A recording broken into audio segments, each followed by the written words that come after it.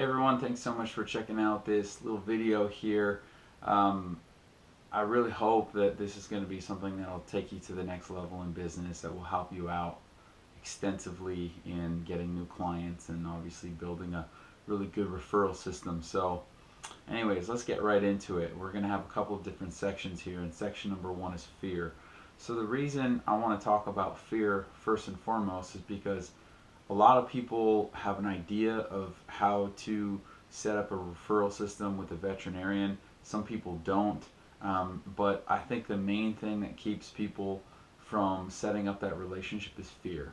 Now, there's a couple different reasons why people are fearful, and really what it comes down to is some people don't know what they're to be doing. So they kind of feel like, well, I want to build this relationship, but what do I have to offer the veterinarians or anybody at the staff? So that's usually one thing, is that they just don't have a really good system. Obviously, if you're watching this video now, you have a really good system, so we can get rid of that fear right out of the get-go.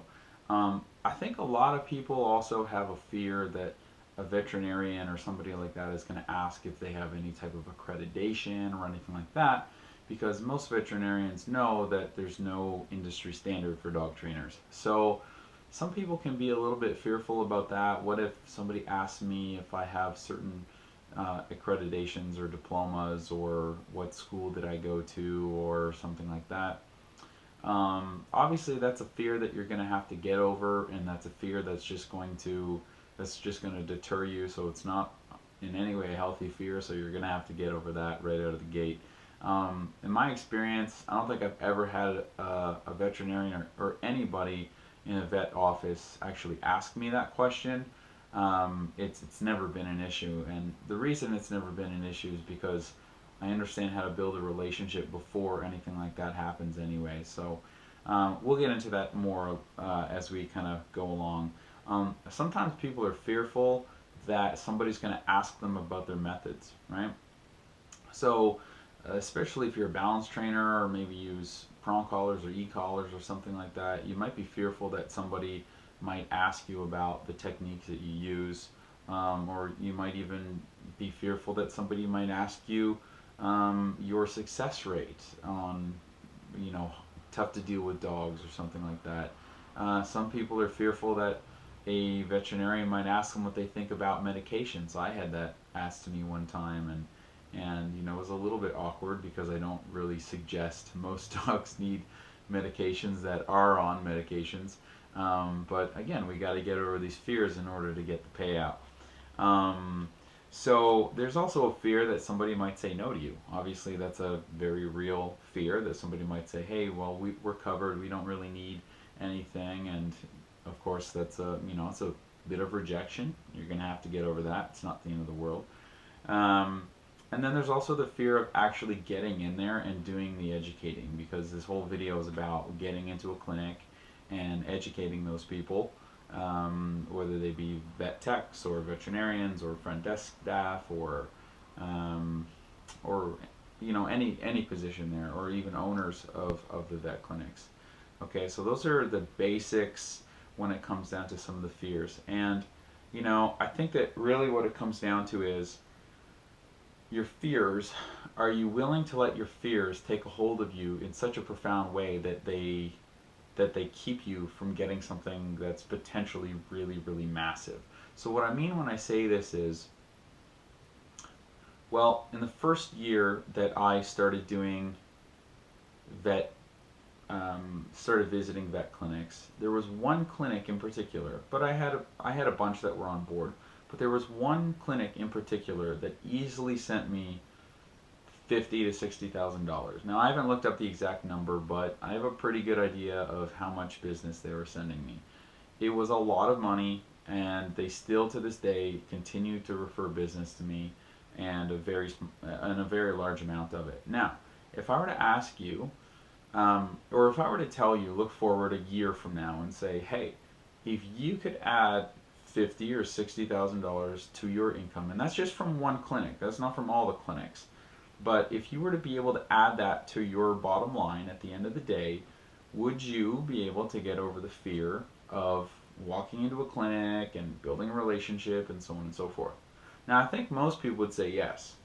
Now, I can't speak for you, but obviously, at that point in my career, I was just starting the business and I needed money and I had bills to pay and all that good stuff, and still do today, obviously, but it was a little bit different when I was really in need of business. Okay, so for me, it's really critical that I understood how much potential payout there was there, and I was financially in dire straits, so I didn't have many choices. So let's just keep that in mind. When it comes down to it, at the end of the day, they have the ability to get you referrals that are on a completely different level than what most people are going to be able to give you. So for example, if a dog walker gives you a referral, that's one thing, all right? They're a dog professional. Obviously, that can be something of benefit. But really, at the end of the day, a client may not respect a dog walker all that much, or their opinion. They might say, they're a dog walker and they probably know a thing or two about dogs, and that's going to be a pretty good referral, don't get me wrong. But there's a huge difference between the dog walker or a lady you meet at the dog park, or your, I don't know, your cousin giving you a referral, and a veterinarian giving you a referral. Very, very, very different things. And so I want you guys just to keep in mind that it's a really big deal when a veterinarian gives a referral. The vast majority of the time when I have veterinarians give a referral to me, I almost always sign up that client. Okay, so when that referral comes from a veterinarian, it means a little something more than a lot of these things. Okay, so the dog walker or the boarding facility or a friend or something like that. So those are good referrals, and obviously I'm not negating the fact that you want to build those up. But if you have veterinarians referring you, it's like gold. They leave the clinic and they usually hop into their car with your card and they call you from their car when they're in the parking lot of the vet clinic. Okay, they haven't even gotten home yet for the most part. So let's just keep that in mind. There's something special about a veterinarian referring you. Even if it's a front desk staff, usually that carries a lot of weight as well too. Okay, so let's just keep that in mind. There's a lot of power within that. So I want you to look at the fear and I want you to dispel that fear, because this is a huge referral system, right? It's powerful. It's extremely powerful. And the other thing is too that it's coming from a really cool source that's going to get you a pretty high level of success if you do an evaluation, or even if you do it over the phone, something like that. Now, I do have to say that there are certain areas within Canada and potentially in the United States that there are different veterinary associations where they're not really supposed to be handing out referrals. Now, in my opinion, people are still handing out referrals. It is technically illegal all across Canada for veterinarians to refer any dog trainer. That doesn't mean like because it's a balanced trainer or something like that. It's technically a liability and they're not supposed to do it legally. And yet they do. There tends to be some areas that are a little bit more sticklers for it. And yet in some of those areas, some dog trainers are still thriving getting a lot of those, while others aren't, because they feel like they're not going to be able to get that referral system. So let's just keep that in mind, guys, that there is that potential. And so typically you have to build an even better rapport with those people so that you can get in. It's not going to be as easy as going in and trying to leave your cards there or something like that, okay? But I just wanted to preface that. I personally never run into it. All the veterinarians know that they're not supposed to be doing it, and yet they still do, and they still display their cards and so on in their clinic, and it's not an issue. It just goes without saying that they want to do, obviously veterinarians want to do what's right for their clients and their clients' dogs, so it's obviously not an issue. But I did want to put that out there. Okay, so that's the completion of section number 1, and that's fear. Get over the fear.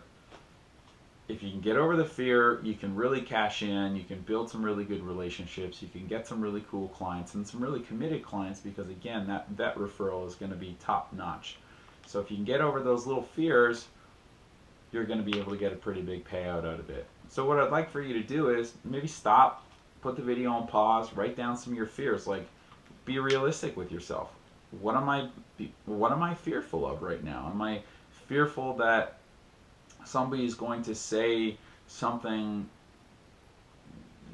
to me about my methods? Is it fear that they're not going to want to have me come into the clinic and educate their staff?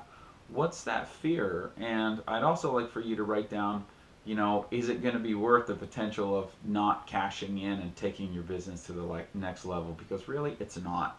I've never been in a context where anything got at all dramatic or anything like that. I had one clinic I walked into, and on one occasion they kind of asked me what my methods were, and they were like, you know what, we're more so into the pure positive methods and whatever. And I said, awesome, have a nice day, and that was basically it.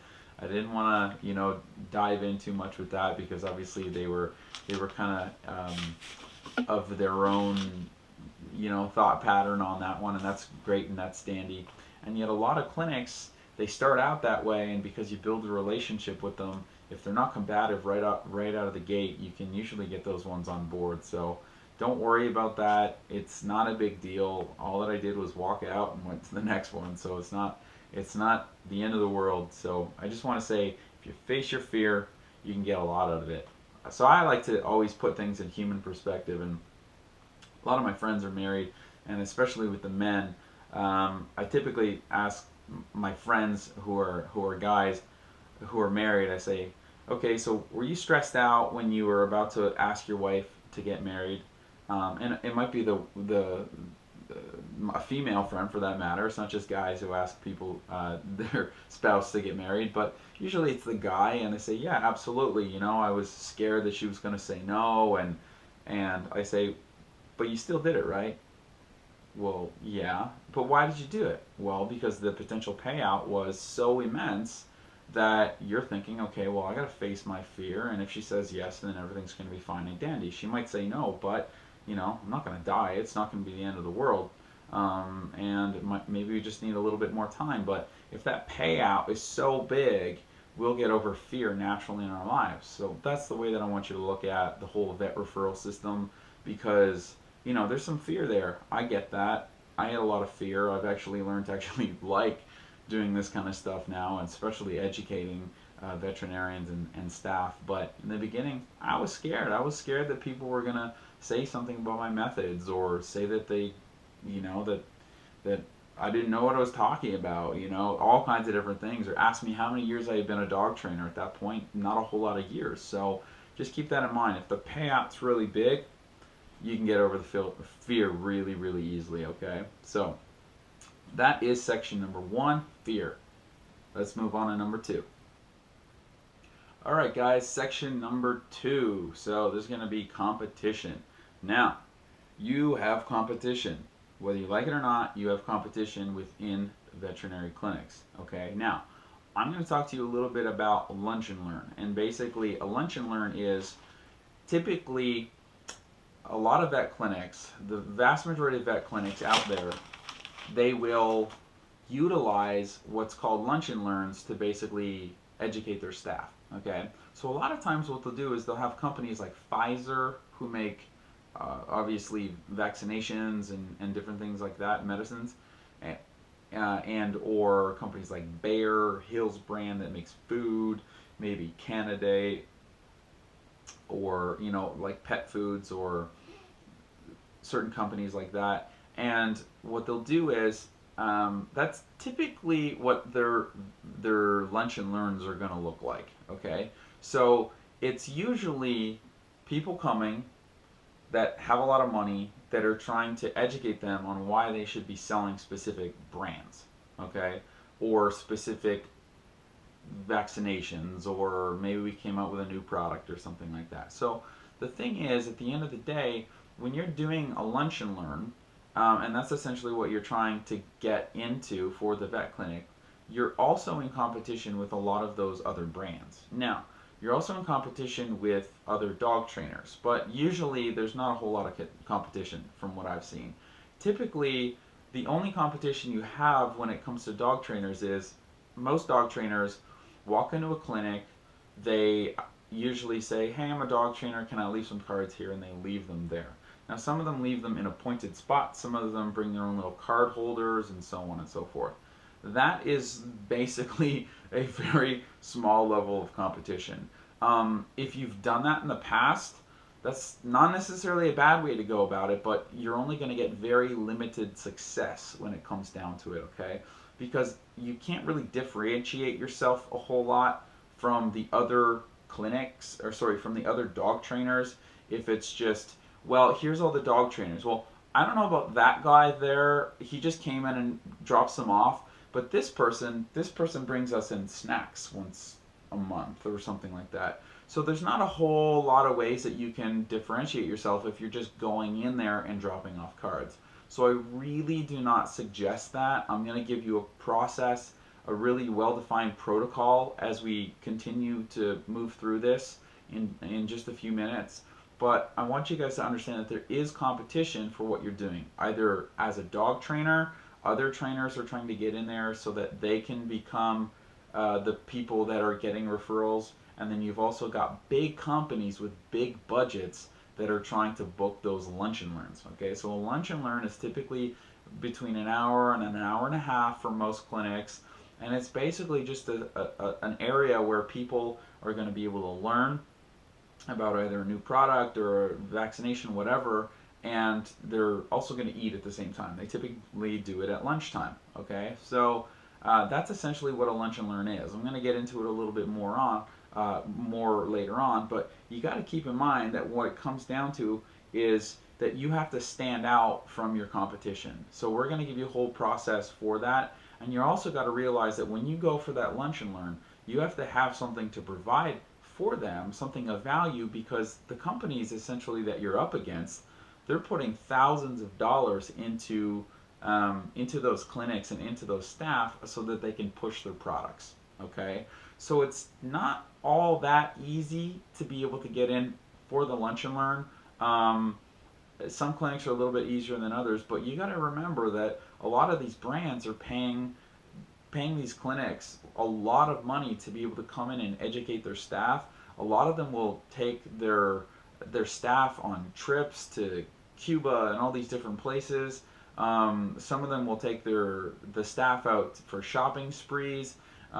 There's a lot of money behind these things. Okay, so what we have to do is we have to differentiate ourselves from our competition.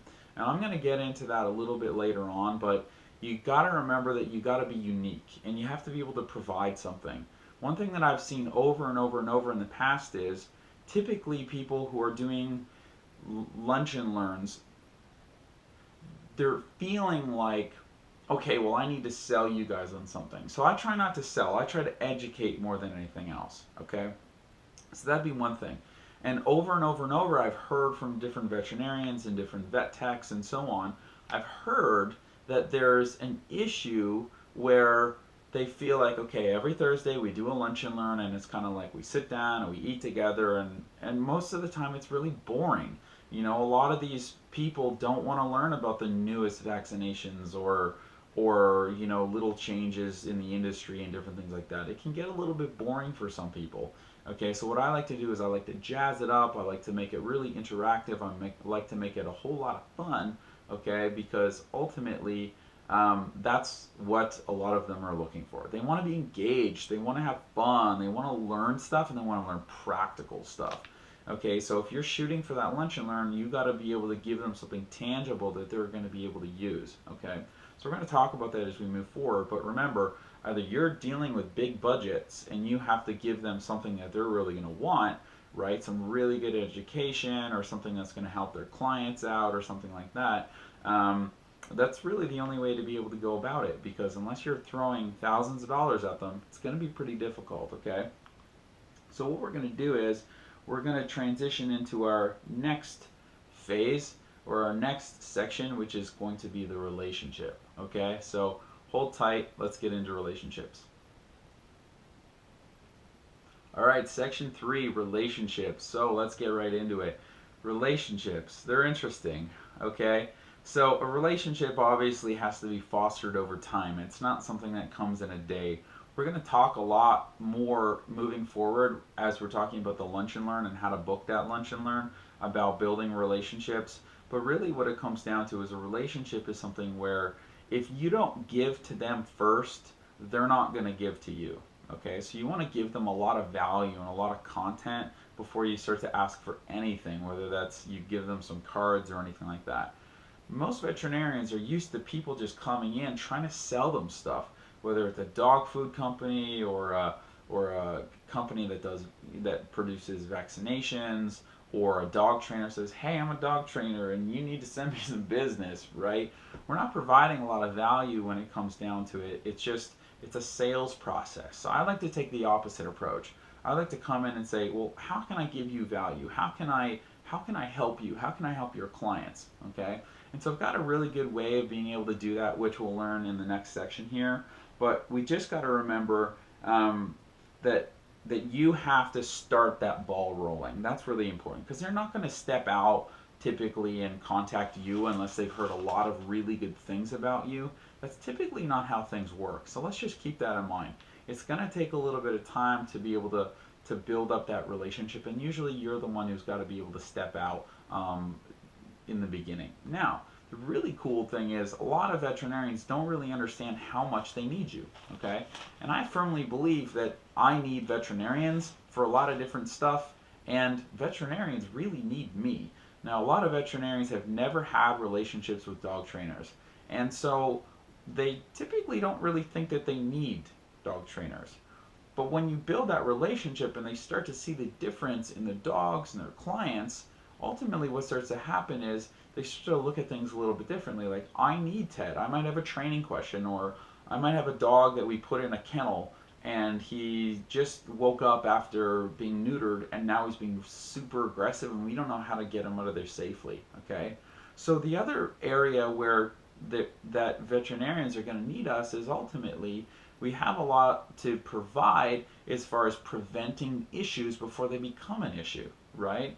How awesome would it be if you were a veterinarian, if there was a dog trainer that you were referring that was starting out all the puppies and doing all these amazing things, to be able to get the puppies to not develop specific behavioral problems and so on and so forth right from the get-go, okay?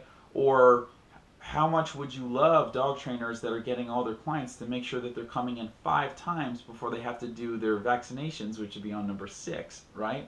So if we make their lives better, they're going to make our lives better. If we make things easier on them, they're going to love on us.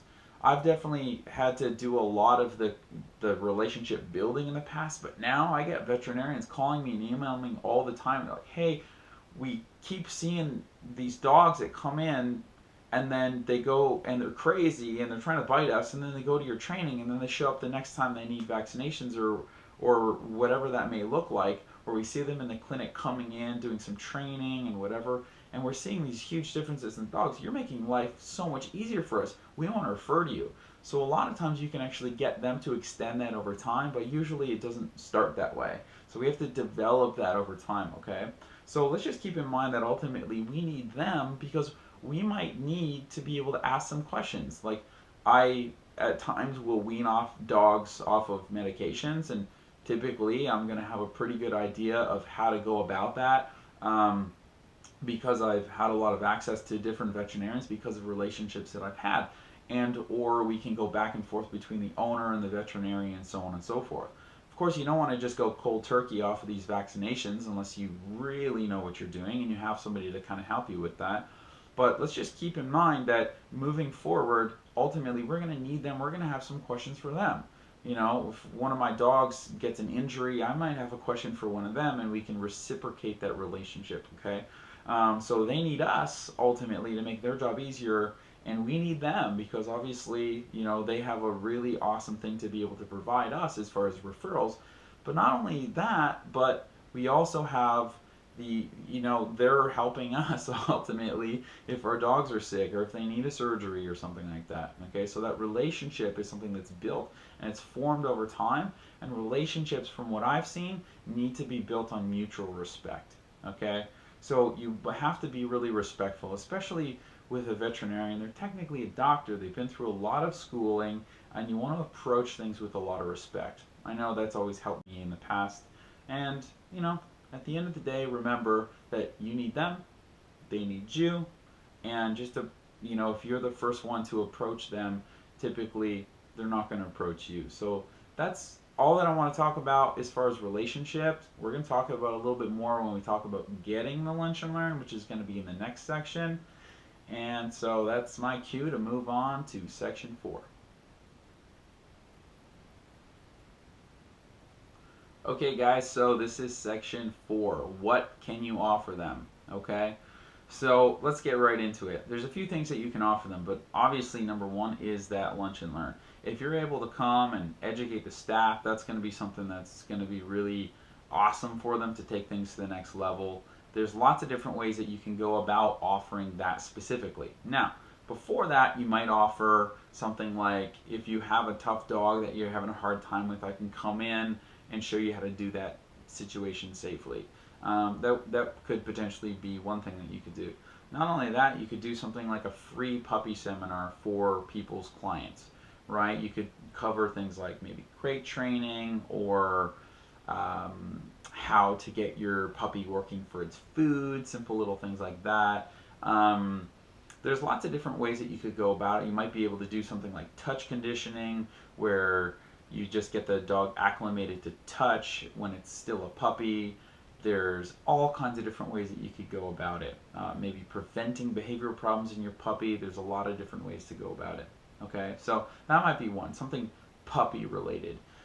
A lot of veterinarians actually like doing things like that, because if you do it at the clinic, it gets people in there, and ultimately that's going to sell food and treats and potentially leashes that they might having up, or toys or something like that. So a lot of times they actually really like having people come in, doing little mini seminars for the clients or whatever, and that's going to provide value to them as a clinic, which is ultimately going to be able to get you in the door. So that would be one way that you can go about it. How you could also set up maybe a mini seminar about maybe how obedience training can actually prevent behavioral problems, right? So a lot of the issues that I deal with anyways could have been avoided, obviously, maybe 99.9% of them.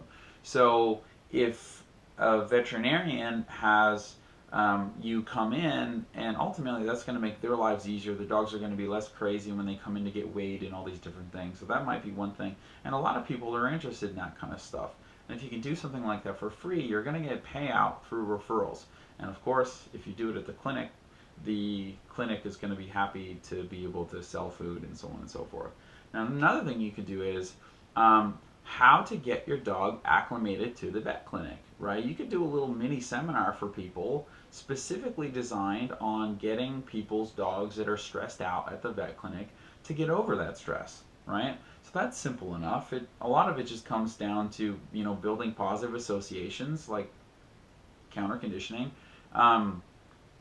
And really what it comes down to is just getting the dogs in more often, because typically most people bring in their dogs to the vet clinic. The only time they do is when they have to, right? And so that's not going to be building positive associations or changing the dog's emotional response, which is what counter conditioning is.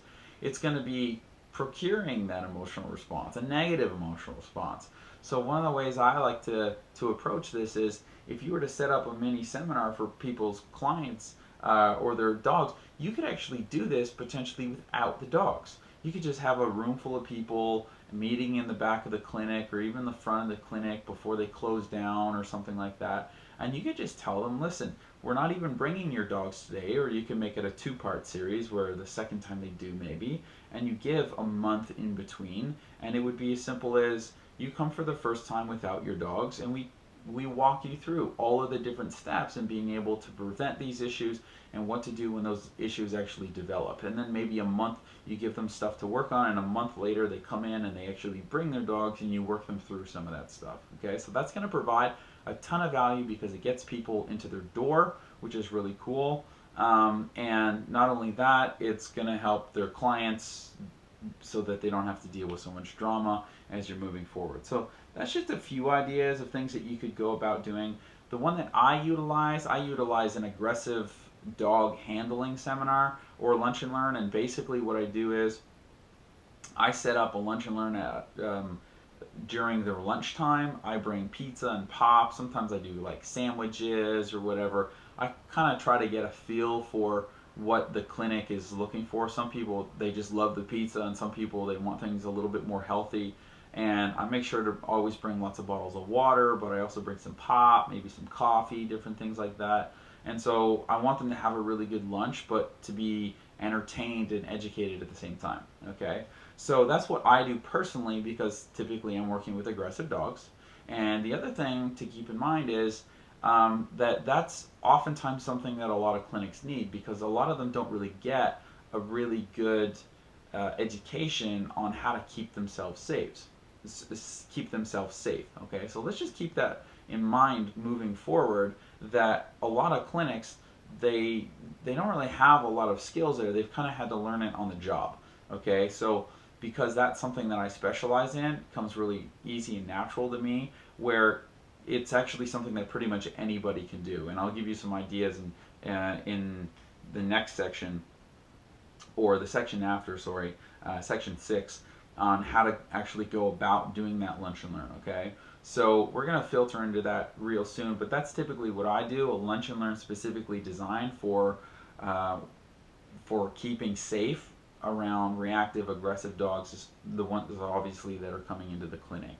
It's something I find they really, really like, they enjoy, they find it beneficial. It helps them obviously keep people safe, and I kind of set them up with a system and procedures. So that's how I like to go about it. But like I said, you could do a puppy seminar, you could do an obedience seminar, and how that transfers over to, preventing certain problem behaviors. Or you could do something like, seminar to getting your dog comfortable with the vet and all that good stuff. There's lots of different ways that you can go about it and bring value to these clinics, but the one that I've essentially utilized is the aggressive dog handling seminar. I find it to be a really big hit. Everybody loves it, and especially the vet techs, that if they get bit, they're off of work and they don't have any insurance for that stuff. Okay, so they want to make sure that they're going to be really, really safe in their career, and so I find that they really enjoy it. So that's section 4. Keep tuned. We'll get into section 5. Okay, section 5, how to get the lunch and learn. So it's not easy to get a lunch and learn. It takes a little bit of time. It's an investment in time. It's not necessarily an investment of financial. You don't have to throw any money at it, which is really nice, but it does take a little bit of time. Okay, so the way you're going to do it is like this. You're going to want access to a couple of your clients' dogs, or maybe some puppies. I like the idea of using puppies a little bit more than using client dogs if possible, but if you don't work with a lot of puppies, that's fine. You can just access some other dogs. So what you want to do is, you want to do about 4 drop-ins. Okay, on your first one, you want to bring in the dog or the puppy, and you don't want to be wearing any of your, your hat, maybe your t-shirt, your jacket, any of that stuff. You don't want to be doing any of that stuff.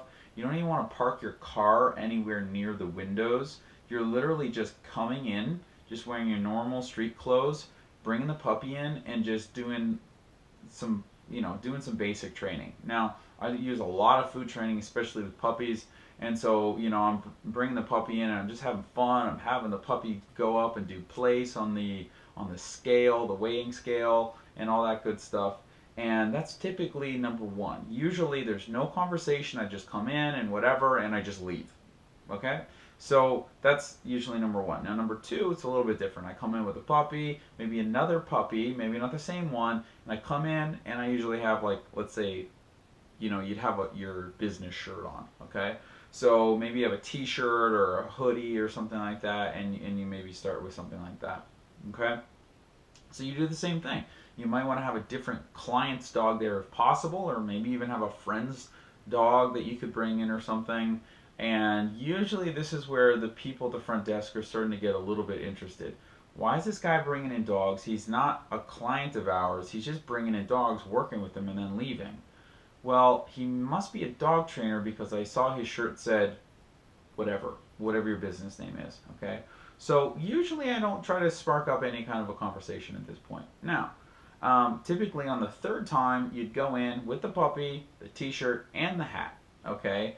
At this point, you want to try to get the relationship starting to go. So you might be doing some training with the puppy, whatever, and maybe somebody's at the front desk is like, you know, what's your stick? Are you a dog trainer? Whatever. I see you coming in, whatever. And usually it's going to be as simple as, you know, just not going too deep into it. I usually wouldn't necessarily try to take the relationship to the point where I'm looking for that lunch and learn. At this point, I might be like, yeah, you know, I like working with my clients' dogs in the context where they're going to need it. You know, a lot of trainers are using, you know, just basic obedience classes in a high school gym, and that doesn't really get the dog to thrive in an environment like this. So I like helping my clients out. You know, if they're at work, I could take the puppy out and do a bit of work with it at the vet, simple little things like that. So you're showing them you care about your clients. You're showing them that you understand that the dog has to get acclimated there and that positive associations have to outnumber the negative associations, okay? And that, of course, number 3, you are actually a dog trainer, okay? So that's typically where I like to go there. Now, typically on the 4th time I go in, that's where I start with the ask, okay? So you're gonna wanna have some letters ready. And what I'll do is I'll put my letters in the comments or in the information below the video, and you can just put in your name there and adjust things. So you're more than, you know, I'm more than willing to share that with you so that you can use it if you find it to be beneficial, or you can write up your own if you want to go about it that way. But I typically don't take the letters in with me. Usually I keep them in my truck. So what I do is, now at this point I have my hat, maybe my t-shirt, maybe my jacket, so I'm all branded out. I bring the puppy in, or you bring the dog in, or whatever. At which point, you know, they're maybe thinking, oh, hey, it's the dog trainer, and maybe they'll remember your name or something like that, and you start to strike up that conversation, whatever. And you know, that's where you start to actually start really chatting with them and really getting into things. And they might ask you like, oh, is your specialty puppies, or do you do all types of dogs at different ages and whatever, and you start to build that relationship, right? This is typically where I start with the ask, because once you've got a bit of a relationship, or you could start that relationship a little bit earlier, and then keep your ask on the 4th, or maybe even potentially on the 5th. But this is typically where I like to start it. And I say, you know what? I actually do a free lunch and learn for vet clinics. And well, mine specifically is how to handle reactive and aggressive dogs safely. It takes about an hour to an hour and a half, and you just come in at lunchtime. They're probably familiar with what a lunch and learn is, because they're probably already doing it. I can bring you guys, you know, lunch, so you don't have to worry about bringing, you know, your own lunch to the clinic and whatever. I'll bring pizza or pop, whatever you guys are into, and so on and so forth. Now, typically you're talking to a gal or a guy at the front desk, and that's not who you need to be talking to. So you might have that conversation with them, but also keep in mind that you have to talk to the office manager. The office manager is the one that has the capability to book it. So if the office manager is not there, or let's say they are there, then typically the gal or the guy at the front desk is going to say, okay, well, yeah, my office manager is here. Her name is Shelly. Shelly comes out. The gal at the front desk says, hey, this is Ted. He's a dog trainer. He's been bringing the puppies in all the time, and we got to talking, and he does such and such on Lunch and Learn. And so you've got that connection there, right? It's like, it's much easier to build a relationship with somebody when you've got mutual friends, kind of, right? And so that's how you want that to go. Now, and then you see if you can book that there. Now, if he or she is not willing to book that Lunch and Learn there on the spot, see if you can get a phone number for them so that you can follow up, or maybe an email address. At least remember their name, okay? So every time you want to go in, and I guess I should have said this a little bit earlier, but every time you want to go into that clinic, make sure that you have a pen and a piece of paper in your car so that you can write down the person's name. So if you walk in there the first time and the gal at the front desk, maybe it's a guy, but usually gals, maybe she's like super outgoing and she's like, oh my gosh, what a cute puppy, and you start that conversation a little bit earlier, then make sure that you write down their names. Every time I go into a vet clinic or a pet store or something like that, I write down their names as soon as I get in there, so that the next time I can go in and I already know their name, because some places don't have name tags. It's a very small step, but a very critical step. People love being called by their names. Okay, so that's just kind of aside. So So typically we're in there, we're talking to the office manager. If we can't talk to the office manager, find out the office manager's name and then get their phone number and try to get an idea of when they come in. So if they work 9 to 5, then you can call during those business hours. They might work evenings. They could be a little bit sporadic. Try to figure out when you can reach them. And you could potentially leave that sheet of paper with them as far as the information for the lunch and learn, but make sure you follow up because most people will not have the time to be able to follow up with you. So you have to follow up with them and call them and say, hey, I've been in the clinic a few times and I dropped off an invitation to do a lunch and learn. I was chatting with Mary at the front desk and so on. So that you want to have kind of an in at the clinic. That's the best way to go about it. And then you also want to have your office manager, and they're the one who is going to be able to book it. Nobody else can book it unless maybe it's the owner or maybe a vet there. But typically those people are just going to get the office manager and make them book it. So you might as well go right to them. That's the best way of going about it. Okay.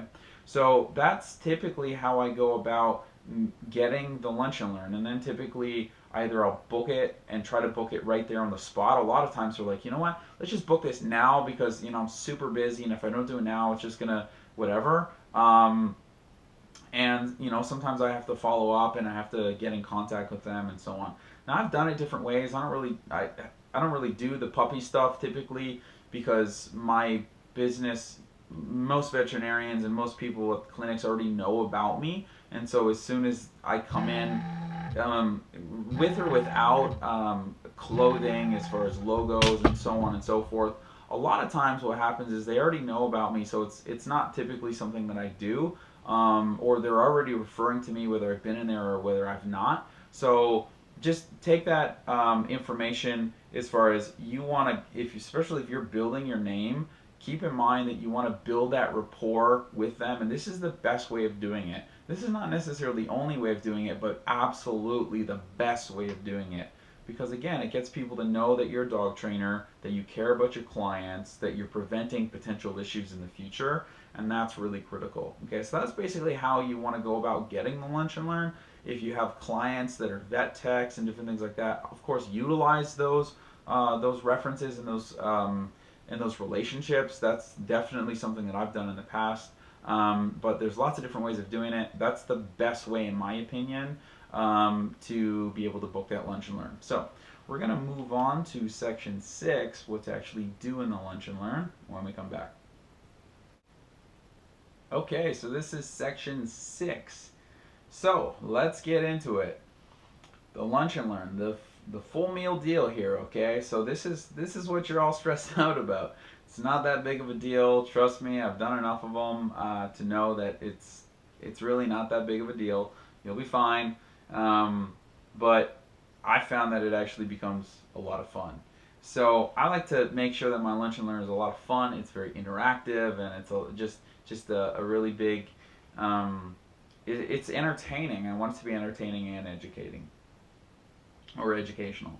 So let's get right into it. So typically what I do is I come in, I already have either pizza or pop or coffee or something like that, and I already have all that stuff ready to go because, again, it's a lunch and learn, and so you want to provide them food, okay? So typically I start out by telling them who I am, talk to them a little bit about my company, and maybe a little bit about what we do, and so on and so forth. And then typically what I start to get into is a little bit into some training stuff. So usually I talk a lot about food and how if we get that food instituted into our training process, how much motivation we can utilize that for, and how we can use a lot less pressure in training because we get the dog more engaged and focused on us. So I talk a lot about the food stuff, which typically people are, in a vet clinic are going to be pretty interested in anyways. Then typically I talk a little bit about leash training and how that can really, change somebody's life as far as, taking care of leash reactivity and aggression, these different types of things. And I also talk about e-collar training. I also bring an e-collar with me because I personally do e-collar with a lot of my clients. And if you don't, then obviously you don't want to bring an e-collar with you. That's not something that you do. Just talk a little bit about your methods and how you go about training. These are typically some of the three main categories of training that I utilize. As well, there's other stuff, but I like to keep it really simple, and this was kind of how I was taught. Um, so that's one thing. I bring an e-collar with me, and most people, when I ask them if they want to put it in their hand, most people are gonna kind of cringe a little bit, and so I just put it in my hand. I show them on myself, and usually there's one person that wants to look cooler than everybody else, so they're usually like, yeah, I got no problem doing that. I'll put the e-collar in my hand, whatever.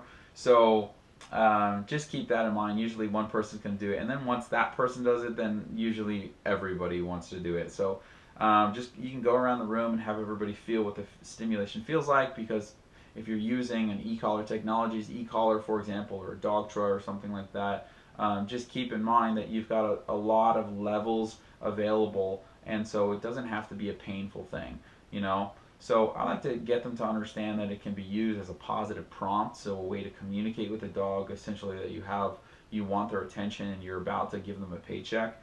And so that's how I go about things moving forward, and I get them to feel it in their hand. I also get them to understand what context I might use that tool in, as far as if I were working with a client, or if you do use it with clients, if you are using it with all clients or just some specific clients. So I like to get them kind of acclimated to it, and usually just the fact that they have it in their hand, they go, I thought that was going to be a lot worse than that. It just feels like a little muscle twitch. It's really not a big deal. Typically, that in and of itself is a pretty big deal for most people, and they're thinking, okay, well, this guy knows a thing or two. I typically bring a dog with me as well too, so I can put an e-collar on them, do a little bit of training, and usually I kind of do some training with them, and I say, I usually kind of ask them a question like, hey, when do you think I'm gonna hit the button? And they go, well, of course you wouldn't want to hit the button because the dog hasn't done anything wrong. And I say, well, I've already hit the button about 300 times. You just didn't know because I wasn't really showing you I was hitting the button.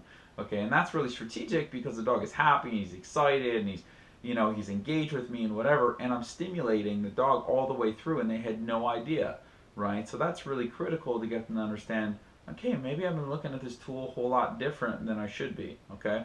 Another thing you want to do too is you want to tell them that you want to be at the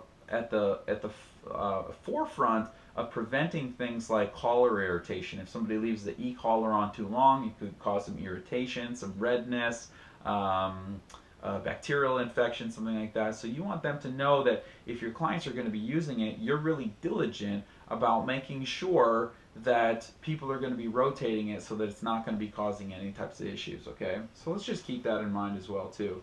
I find that they usually take that to heart a lot, where they feel like, okay, that's something that's really gonna, that's gonna be beneficial for them moving forward, to know that you're at the forefront of making sure that there's no potential issues there.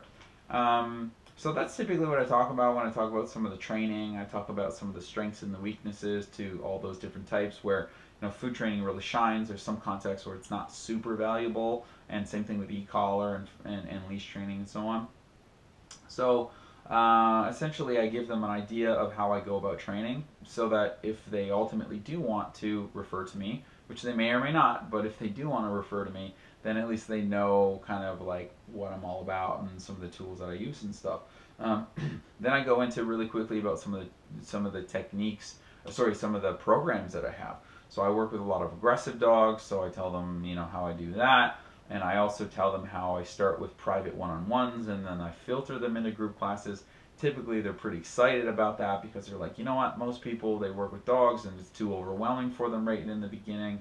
And so they like just the fact that I can take my time with them and filter the dog in so it's not so stressful. Talk to them about maybe some puppy training I do.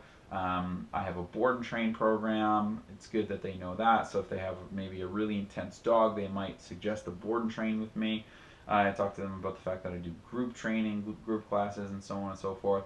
And the other thing too is if you do in-home stuff, you want to make sure that you really get that to resonate with the veterinarians, because they really can push that, where if you're an in-home trainer, they can say like, okay, call Ted or call whatever your name is, call John because he's an in-home trainer. He's going to come right to your house and he's going to be help you right there specifically. Now that's not something that I do. I typically have people come into my shop, and so it's not something that I can utilize. But if you're watching this video and you do in-home stuff, that's a really, really, really good thing, excuse me, for your business. So definitely don't hesitate to utilize that as a positive for your business and your brand. And the veterinarians typically, they love that kind of stuff. Okay, so don't be afraid to push the fact that you do in-home stuff. Now the other thing is, we're going to ask you typically what your prices are. So you might want to give them kind of a ballpark as far as what your prices are. They don't necessarily want to know exactly what it is. Because my prices are a lot higher than other dog trainers, I just tell them straight up, my prices are way higher than other dog trainers, but they can expect that to be reflected in the value and the service that they're gonna get. Now vets get this because it's not cheap to get a veterinarian to do a surgery on your dog, obviously. So so I wouldn't worry too much about veterinarians saying, oh, you're not super cheap or whatever, because there's usually tons of cheap trainers out there anyways. If your prices are a little bit more in the middle, obviously that's going to be a little bit easier for you as well too. But they typically want to know the price range so that they can understand who to be referring in a specific context. Okay, so don't hesitate to let them know on kind of what those ballparks are, because they might refer you to people that they've had as clients for a really long time if you're a higher price trainer that they know will really want to invest in their dog. Whereas if they know this person comes in and they're always trying to get a discount or something, they might send that to a more lower price trainer, which is not necessarily a bad thing. Okay, so I like to move on from there to talk about a lot about preventing things in training. And so essentially I want them to know that I'm all about getting clients from the puppy stage, if possible, to not be putting their dogs into situations that are going to create issues. So I want them to start getting my clients to start working for their food. I want them to be doing a lot of different things like touch conditioning and dropping in at the office to make sure that they're building positive associations, that kind of stuff. And vets are going to love you for that because, again, you're providing value because you're making their job easier for them. So if you tell them how you utilize prevention training, if you do, obviously, into your training, they're going to love that aspect about you. And as they start referring you and the dogs start coming in way better after working with you, if you're a good trainer, of course, then obviously they're going to want to refer more and more and more because you're making their life easier. Okay? So I talk to them also. I usually bring some muzzles with me. I talk to them about the difference between Jafco muzzles and Baskerville muzzles and your typical nylon vet muzzles and different things like that. You could also bring in some different tools that you might want to use as well too. So there's different ways that you can go about it, but I typically just show them some muzzles that I see to be really the best muzzles out there and what dogs I would specifically use those for. But just talk to them about how you try to prevent a lot of that stuff in your training, and obviously preventing issues when the dog actually becomes aggressive is a really big deal too.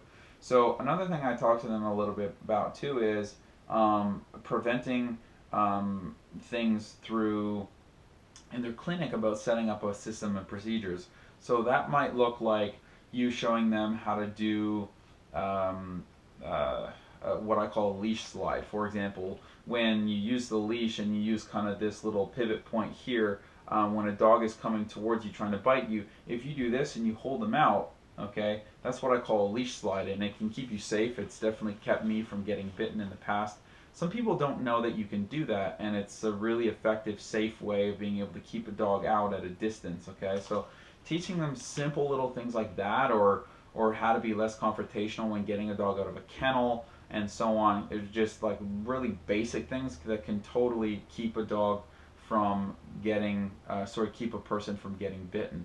If you have lots of other, things, keep it relatively short here, but of course, educate them as much as you can because they're going to be loving this part of the seminar or the lunch and learn because it's going to keep them safe, obviously. Another thing I like to do is give them kind of a step-by-step as far as when somebody comes into the clinic. So somebody comes into the clinic and they're walking around, their shoulders are like this and they're super stressed out. That's kind of like step one. You really kind of watch you watch situations like that. The dog is probably going to be pretty reactive or aggressive the dog, if the person looks like that. So that's a situation where you want to be a little bit more cautious. If the person is stressed, the dog's probably going to be pretty stressed.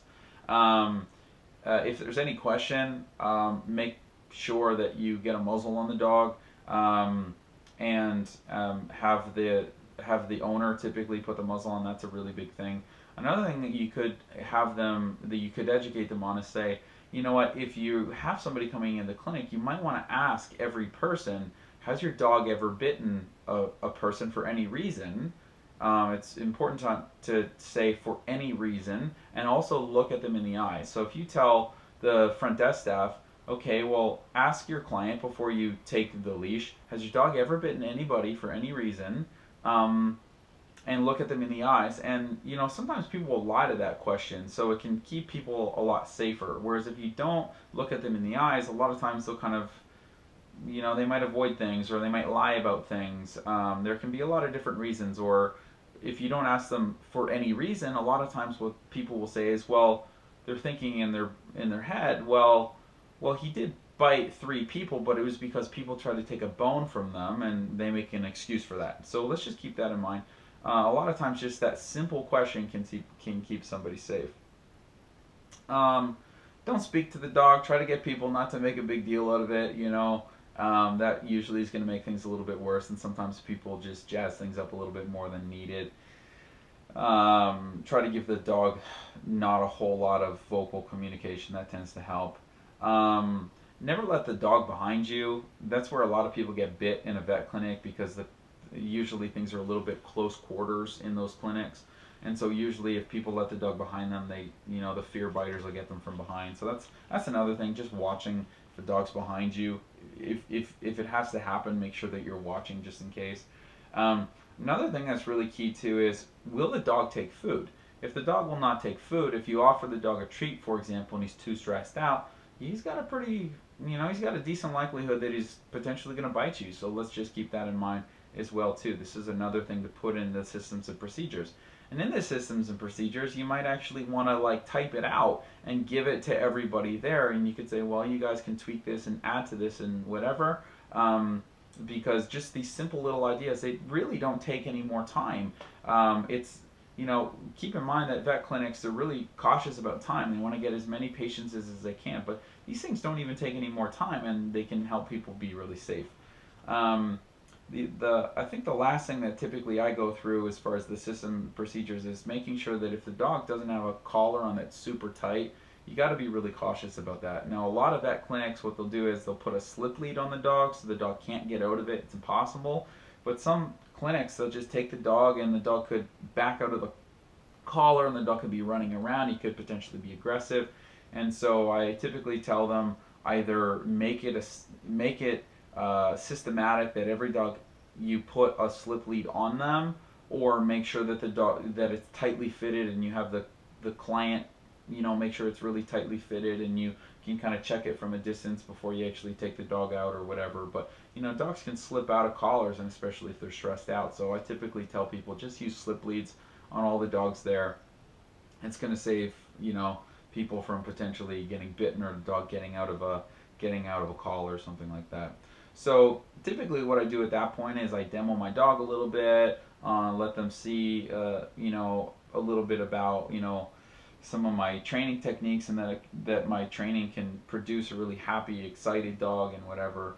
And that's usually what I give them, where I've given them a little bit of information, but at the same time I've kind of marketed for myself. Usually at this point, we're about an hour to an hour and a half in, depending on how long it takes. And usually at this point they're totally sold. I try to keep questions to a minimum if possible, because they can kind of drag on, but usually they're like, okay, so thank you so much for coming, and do you have cards? And at that point, I'm going to give them cards. Now, there's different ways that you can go about the cards. Do not bring cards with a big display, because counter space is at a premium in a vet clinic. So if you are going to bring cards, make sure you have an individualized holder So if you just go to Staples and you buy holders, for example, put a card on the inside and tape it with some clear tape so that people don't take your cards out and put their cards in, because that's happened to me so many times. So make sure that people know, okay, if I take these cards out, oh, this belongs to Ted the dog trainer. Okay, so that's one thing. Or you could make some of your own and make it more personal. I've taken some tennis balls and I've kind of hollowed them out so you can fit cards right in there. My business cards are longer than standard business cards and they're really bright, so they kind of they don't really blend in with other business cards, which is really cool too. And they have their own cards. But I went from having a big display, which people would put on there, and then about 2 months in, they would just, it wouldn't be there anymore because it was taking up too much real estate. So now I just go with something a little bit smaller. It's a lot more digestible for vet clinics because, again, there's a premium for that type of stuff.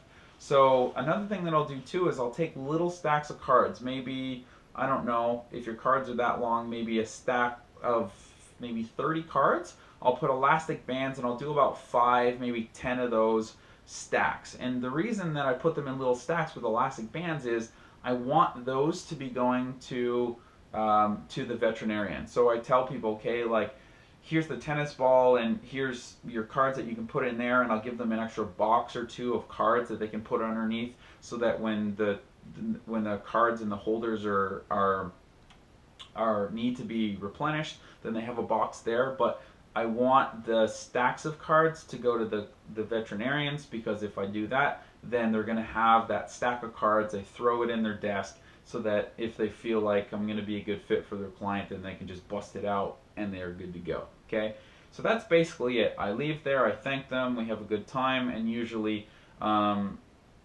think every single time I've done that, I have built up enough relationship where I end up getting referrals from it. Okay, so some people will refer more than others, but don't negate the fact that front desk staff has a lot to do with how much business you can be getting. Veterinarians will refer you, but oftentimes it's the gals or the guys at the front desk that'll actually send you the majority of your business. So don't negate them. Don't, if there's 2 vets in your lunch and learn, don't just look at them. Make sure that you're engaging everybody. I think that's a really key component that a lot of people miss. The vets can send you business, but everybody in that clinic can send you business. Now the thing is, veterinarians don't usually move a lot in their positions, but typically front desk staff does, and vet techs. So they'll move around to different clinics and different things like that. So just keep in mind, you want to be going in there and you want to be making sure that you have cards. That's one thing. And you're going in there maybe about once a month to keep that fresh. Make sure that you're writing down people's names so that you can remember everybody. If you forget, at one clinic, you can usually go on their website. Usually they have pictures with names and different things. So you want to try to make things as personalized as you possibly can. So keep that relationship going and make sure that you extend a helping hand to them wherever you possibly can. If they need help with something or if they need advice with something, build that rapport, continue to add value to their life, and they very much will continue to add value to your life in giving referrals back. Okay, so there's a lot of information there as far as actually doing the lunch and learn. I'll put the information a little bit lower as far as what I do in my lunch and learn. And then the other thing too that I'll throw in there is I'll put the letter in there that I give to the office manager. So that concludes this chunk of information. I hope you found it to be beneficial. There's a lot of information there. If you find other ways of doing it that are more effective, I'd be more than happy to learn some of those techniques. I've found this to be very beneficial, and I've learned this from somebody in the past, and I've tweaked it and I've made it my own, and I've taken it kind of to a different level. But yeah, it's super beneficial. It can make you a lot of money. It doesn't really cost you anything. And it's something that ultimately can have huge success and lasting results for a really long time. Remember, the last thing too is veterinarians have a really, really big ability to send you not only a lot of clients, but also um, typically people trust their veterinarians, and when they refer to somebody else, you become the specialist. So I hope you enjoyed the video, and if you have any comments or questions, let me know moving forward. Thanks for watching.